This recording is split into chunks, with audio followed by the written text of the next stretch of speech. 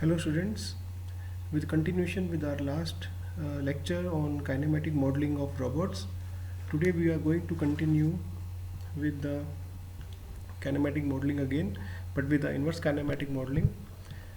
So in the last lecture we have already discussed the kinematic modeling part and how many types of kinematic modeling are there, and then we have done a quick revision on the direct kinematics, and in that we have studied the Dynamit-Hartenberg notation and also solved one simple numerical problem on it. Basically a problem of RRR, that is articulated robot.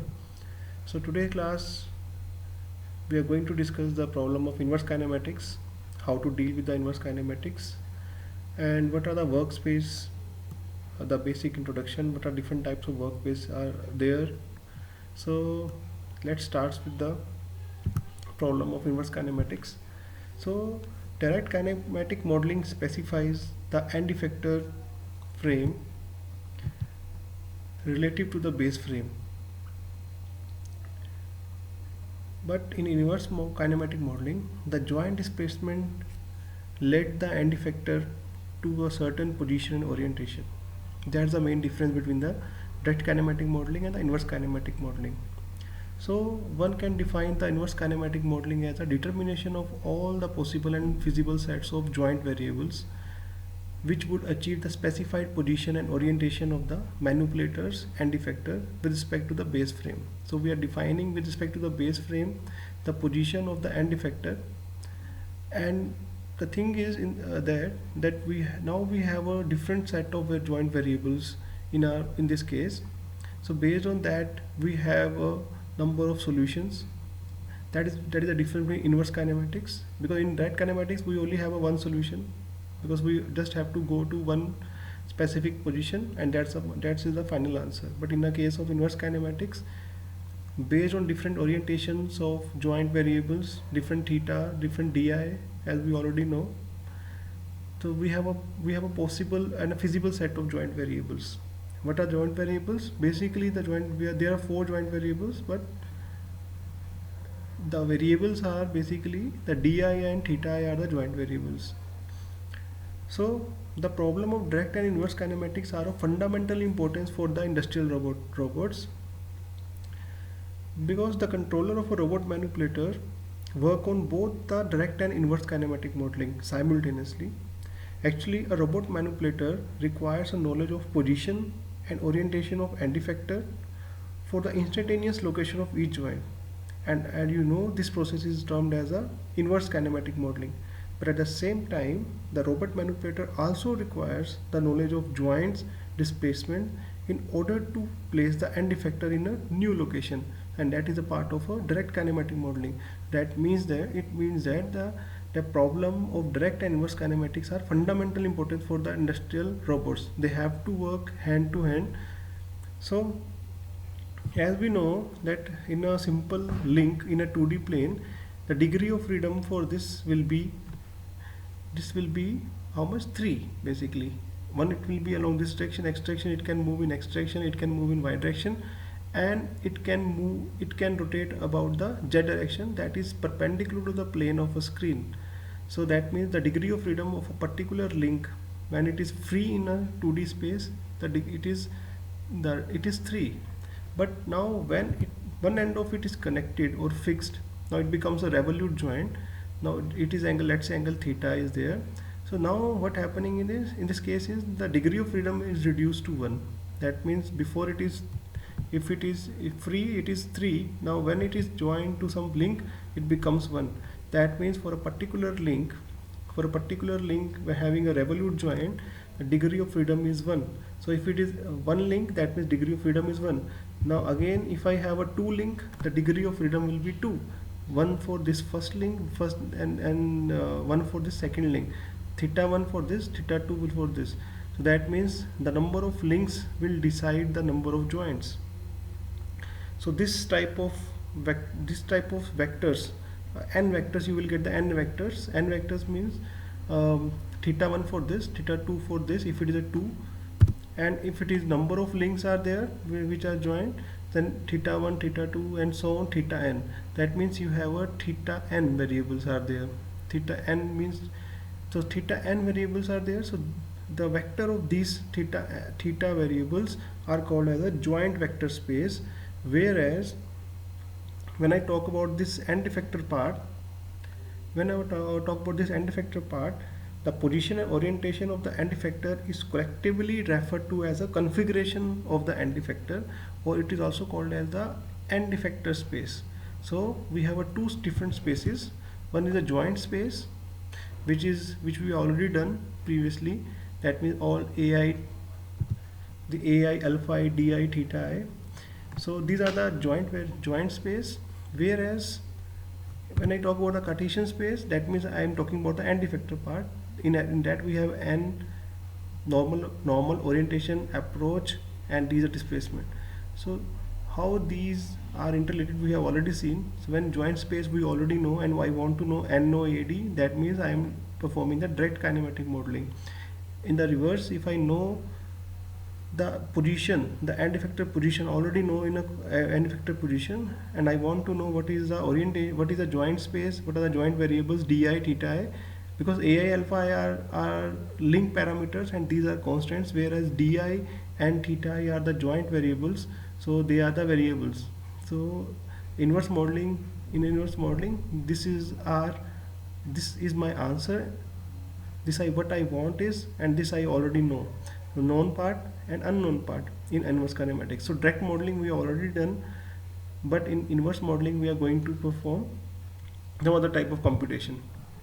So before this, we just go with one more topic, because before we start with inverse kinematics, it is more important to study this workspace part. Now what is the workspace? So workspace of manipulator is defined as the volume of a space in which manipulator is able to locate its end effector. That means the area in which the manipulator or end effector of a robot can move freely, or it can work, basically that is a workspace. Or it can, other word can be defined as, the workspace is a portion of a space around the base of a manipulator that can be assessed by the arm and the position, arm and position. So we have already discussed that is one type of Cartesian. This is a Cartesian configuration. We already know here we have three types of motions, prismatic motions, 3 PPP. It's one in X, or let's say one in Z, one in X, and one in Y. So this is one type of, we can say it as a Cartesian configuration robot. So the workspace will be like a cuboidal shape. So every workspace exhibits some type of space depending upon the different criteria, depending upon the arm configurations that we are seeing. That arm configuration here, it is PPP, prismatic, and prismatic. This is another type of configuration that is called as a cylindrical configuration, and the space that is exhibited by this cylindrical configuration is a cylindrical space. That is, it is a workspace of it, or workspace of an end effector. That means end effector can't move beyond this point, so it can only move inside this cylinder, and this cylinder is nothing but a hollow cylinder like. So it can move from this point to this point only, not beyond this, not below this. This is area is called as a workspace of this cylindrical configuration. So next is a polar configuration, or we can spherical configuration. So again you can see that it is having a partial spherical shell space like thing, so it can only move in this case. And the next is the articulated. We already done this. Articulated is also, it's the main thing in this is it is a best simulates a human arm. It is just like a human arm. We have a forearm, we have a upper arm. So this is one type of, we have elbow. So this is a perfect simulation of a human arm, and the space it is exhibited, the space exhibited by this or workspace is the spherical space. It is the most dexterous among all the configurations. Dexterous, we can define the word dexterous as the ease of movement of a particular robot end effector is termed as a dexterous, because dexterity means you can freely move with the ease, quickly and easily. That is dexterity. So this workspace, that is called as the articulated configuration space having a highest dexterity among all the configurations, whereas this Cartesian configuration will have a but it exhibited the largest work volume but having a very least dexterity among all the configurations. So that is a workspace. So every workspace is different, that sometime it will be cuboidal, sometime it's cylindrical, spherical. So it all depends upon the configuration of a we can say the configuration of a robot. This is one way how the workspace can be differ from one robot to another. Another maybe the degree of freedoms. If we degree of freedom depends because degree of freedom determines the mobility of a particular link. So it the area, the volume that can be covered by the end effector will be increased by increasing the degree of freedom, but up to certain limit. Then size of a link can be another case, that size of a link will determine the workspace. And last will be the design of a joint, that is either it may be a revolute joint or prismatic joint. So it depends upon the joint also the workspace can differ. So the workspace can differ based on the 5 different parameters, that is arm configuration or degree of freedom or size of a link or a design of a joint, or sometimes the structure of a robot. It can also vary the workspace. So finally the workspace gets specified by the existence or non-existence of a solution to the inverse problem. So based on this workspace we specified that solution will exist or not, because if the solution, if the let's say if I want to go to a point which is lying outside this workspace, that means the solution will not exist, because the maximum limit a robot can move is this outer envelope, and that's why the solution will not exist if the point lies outside this volume or workspace. So the condition is to have a solution to exist, the one of the condition, but not necessary that it can that condition is not necessary, but the condition is that one should lie, the point should lie where an end effector can move, which should lie inside the workspace.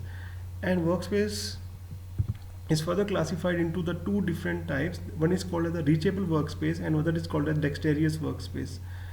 So what is the difference between these two? So let's take one example for a two link system. Now you can see that if in a home position means when theta 1 and theta 2 are 0, then it will become a straight line. So when it becomes a straight line, it will have a complete 360 degree rotation, you will get one circle. Now second point is, let's say now theta 2 become not 0 but become 180 degree, let's say, and now rotate your link. Now it will be the inner side.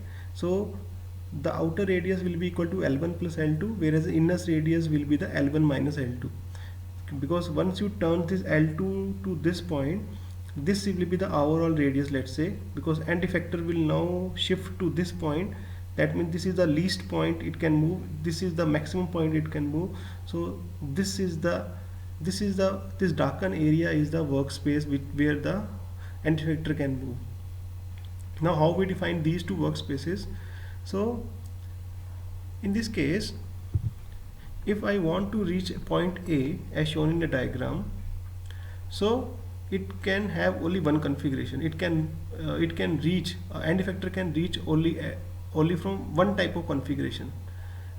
Whereas if I want to move from if I want to pick something from this point, this outer region, then we have a different configuration. I have a different configuration. At all the boundaries I have a infinite number of configurations. So but for particular point, let's say A, we have only one configuration. That means the end effector can reach at point A using this configuration only, this orientation only. So when the region that can be reached by the origin of the end effector frame with at least one orientation, that means a point A can be reached by only one orientation. Here second orientation, third orientation, fourth orientation, because this is the upper limit. So that's why it is called as a reachable workspace. Similarly, when I want to reach in this region, inside region, again I will have only one configuration for each point. Let's say now next, let's say discuss about the point B. If I want to move to point B, if the end effector wants to move to point B, it can have a multiple solution, or we can say a two solution for this case. It can move it, either the configuration will be like this or it can be like this. So that means the point B, to reach the point B, the robot can move in two orientation only. So when I talk about this type of configuration where L1 and L2 links are there and L1 and L2 links are not equal, so at the boundary and at the inner boundary we have a reachable workspace, and inside also we have a reachable workspace, because at outer boundary it can only have a one orientation which can be reached by the end effector, and on the inner side also we have only one configuration, but in the region between these two I have only two configuration. So the condition is with at least one orientation. That means at least one should be there, but it can be more than one, but at least one orientation will be there. So that means these are or a reachable workspace. Now dexterous workspace means where you can reach the point with all orientation. That means you can reach that point by different types of orientation, by different we can say a number of orientation can be done to achieve that point. That is called as a dexterous workspace. And I can say with this example there is no dexterous workspace. All the highlighted workspace is the reachable workspace. So what about the C? C is also one type of reachable workspace, because here only also the end effector can reach using only one orientation. So let's have a conclusion that whenever I have to move in the outside boundary, there is only one orientation. When I move inside boundary, I have only one orientation. I can move with only one orientation. That means, and with inside any boundary I can move with two orientation only. So these, all the highlighted part is a reachable workspace. For dexterous workspace, that point should be reached randomly or arbitrarily with different orientation, but that is not possible in this case. That's why there is no dexterous workspace. We can also explain now effect of imposing restriction. In this case there is no restriction, there is a 360-degree rotation only, like in this case. So that means theta 1 and theta 2 can vary from -180 to 180 degree. That means total 360-degree rotation. So we also discussed the case when restriction will be employed. So this we have already discussed. That means this area, this hollow tube like area is a reachable workspace, and there is no this dexterous workspace in this case when L1 and L2 are not equal. But once this L1 and L2 are equal, that means end effector can reach this origin by the number of orientations, and that's why now dexterous workspace will be like this. This origin will be the dexterous workspace, and this outer boundary will be the reachable workspace, or any point inside this area will be the reachable workspace, but this origin will be the dexterous workspace. Now when I talk about the restriction, imposing a restriction, that means now theta 1 can only rotate -60 to 60, that means 120-degree angle only, and whereas theta 2, that means this outer link will rotate -100 to 100, that means 200-degree only. So now the workspace which is initially it was a circular ring, now it becomes a different shape like A, B, C, D, E, F. Now this is a DEFA. This is the workspace that is now activated because of this restrictions on the shape of a workspace. So now that means again this area is again a reachable workspace only. There is no dexterous. Now dexterous, when we are getting this dexterous workspace then? So try one example when we have a 3 links. So okay, this is one type of question you will have in this case is whenever we have a 3 types of links connected to it, L1, L2 and L3, then you will having some dexterous workspace exist in this case, and when L1 and L2 are not equal. So when L1 L2 are equal, we have a dexterous workspace, but at the origin only. But when L1 and L2 are not equal, we don't have any dexterous workspace. We only have a reachable workspace having outer boundary and inner boundary. So that is all about the workspace. And in the next class, we are going to do for the solvability part, how to solve that inverse kinematic part. Thanks for today. Have a nice day.